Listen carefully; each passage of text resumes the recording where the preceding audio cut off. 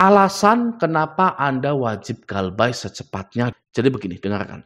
Ketika pinjol yang tadinya itu tidak memiliki DC lapangan seperti Uangmi, Uatas, Ada Kami, Ada Pundi gitu ya. Di tahun-tahun berikutnya ada tantangan ekonomi, lalu perusahaan pinjol ini pengen bangkrut, mereka akan melakukan final action, yaitu merekrut DC lapangan. Ya, dengan harapan akan banyak uang yang masuk dari penagihan-penagihan di lapangan tersebut. Nah, Anda yang sudah galbay duluan itu tidak akan kena kunjungan penagihan. Ya, karena data Anda sudah mendem duluan. Yang muncul itu data-data yang fresh. Oke? Anda pernah dengar nggak namanya mata elang? Mata elang di leasing yang suka narik motor, narik mobil gitu ya. Nah, mata elang itu bukan karyawan asli dari leasing. Tidak ada yang namanya mata elang itu karyawan asli dari leasing tersebut. Itu hanya mitra saja, mata elang itu. Nah, mata elang akan menagih atau menarik motor yang sudah menunggak 3 bulan lebih. Oke? Pertanyaannya, kenapa mata elang yang menagih, bukan karyawan leasingnya saja yang menagih tunggakan yang di atas 3 bulan tersebut? Ya, nah banyak tuh alasannya sebenarnya, tapi yang utamanya adalah beresiko. Jika karyawan asli leasing ini menarik motor atau mobil di jalanan. Karena juga sebenarnya yang berhak menentukan motor atau mobil ini ditarik atau tidak adalah pengadilan. Ya, seperti itu. Nah, maka dari itu, daripada ke pengadilan, masih mending nyewa mata elang. Lalu leasingnya kemana? Gitu loh. Jika mata elang yang menangani tunggakan di atas 3 bulan, leasingnya itu fokus ke data fresh yang baru. Sama juga dengan dipinjol. Ya, penagihan itu ada psikologinya. Oke. Nasabah yang baru telat membayar itu dianggap oleh DC pinjol memiliki kesempatan lebih besar untuk melunasi daripada orang yang sudah lama menunggak. Karena DC leasing juga sudah tahu, wah ini orang nggak bisa ditagih.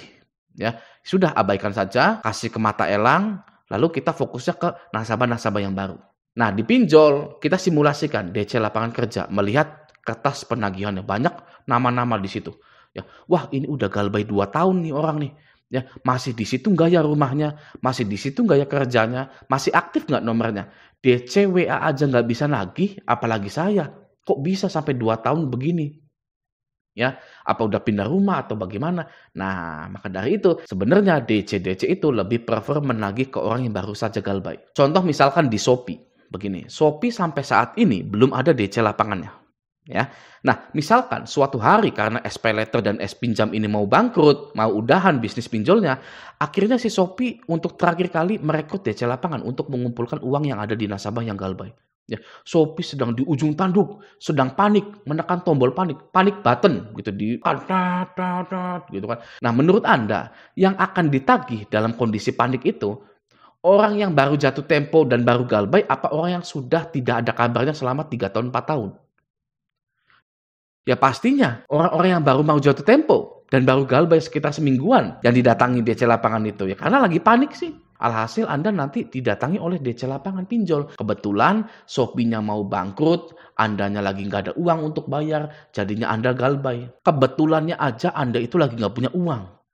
Gitu ya. Dulu-dulunya Anda punya uang, bayar terus. Nah pas Shopee-nya mau bangkrut, udah ada DC lapangannya, Anda kebetulannya nggak ada uang.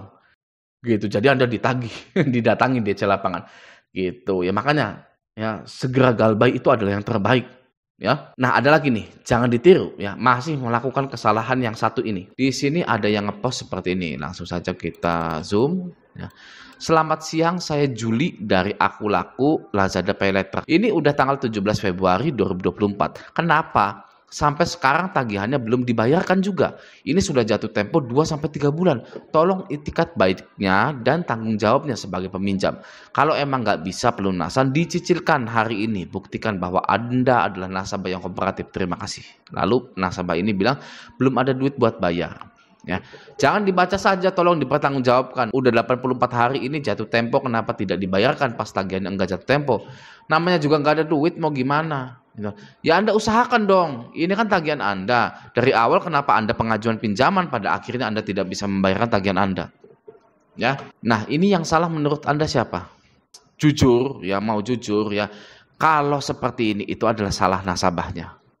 Ya, kenapa Bang salah nasabahnya? Sudah tahu ya, yang pertama sudah tahu DC pinjol itu dilengkapi dengan kalimat-kalimat template-template yang akan meruntuhkan kepercayaan diri Anda. DC pinjol itu sudah di-training untuk meng-counter apapun balasan Anda. Mau Anda balasnya belum ada duit buat bayar dan lain-lain. Jadi yang salah adalah nasabahnya karena meladeni DC. Ya, sekarang saya tanya kepada Anda sudah galbay 3 bulan, 4 bulan, 6 bulan. Kok masih meladeni DC? Buat apa? Mau bayar? Ya. Ini sudah klise. Klise itu barang lama ibaratnya, ya. Sudah hal lumrah, hal lama gitu ya. Ini klise. Yang masih dilakukan oleh para nasabah-nasabah pinjol adalah merespon DC. Ya, itu salah. Ngapain ngeresponin DC seperti ini?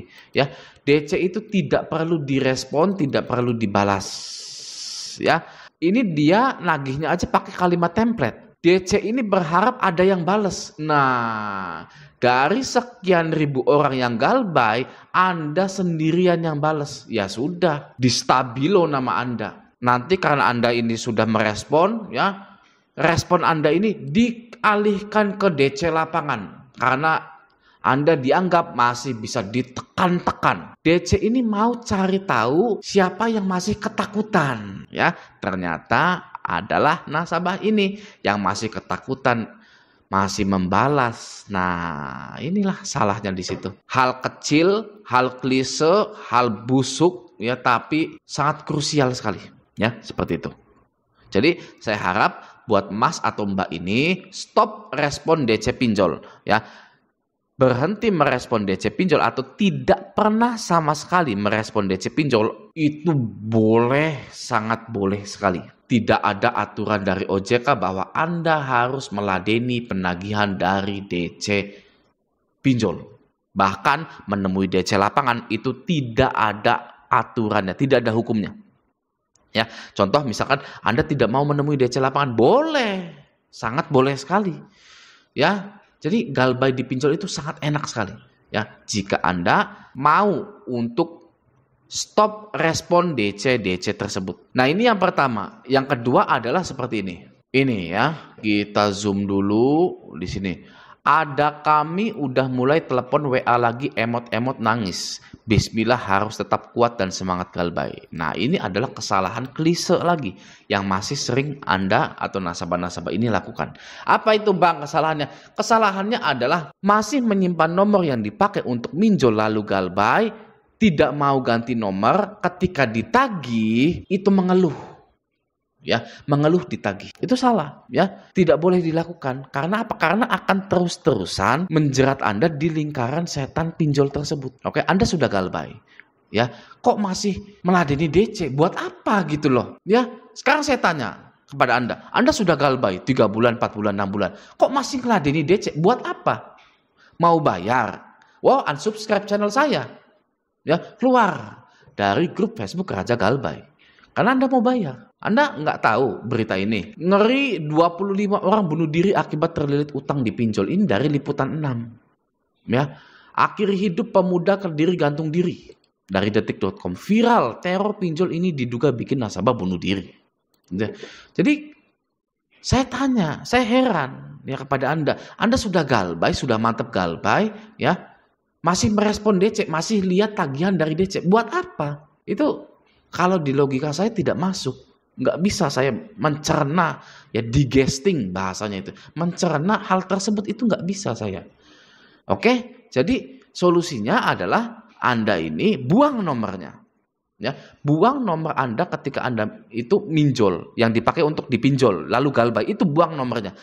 Ya, tapi kalau Anda tidak mau ngebuang nomor tersebut, ya, mau Anda ditagih, ya, mau Anda ditelepon setiap hari sampai 1000 kali. Ya kan seperti ini nih, ada nih kalau nggak salah. Nah ya, 1000 panggilan diblokir. Itu nggak boleh ngeluh. Ya, tidak boleh komplain, tidak boleh ngeluh. Karena solusi gagal bayar di pinjol itu adalah mengganti nomor. Tapi ya, sekali lagi kalau Anda nggak mau ganti nomor, jangan mengeluh ketika digalbay. Ya, tidak perlu, waduh gimana nih ya, udah galbay 1 tahun tapi masih ditagih saja. Ya yang salah Anda dong. Ya, Anda sudah galbay, Anda masih ngelihat tagihan dari DC pinjol tersebut. Buat apa saya tanya? Anda sudah galbay, buat apa masih ngeliatin tagihannya saja? Ya, Anda sudah hapus aplikasinya juga, ya kan? Sama seperti ini, ya. Anda ini sudah galbay, ini galbay berapa nih?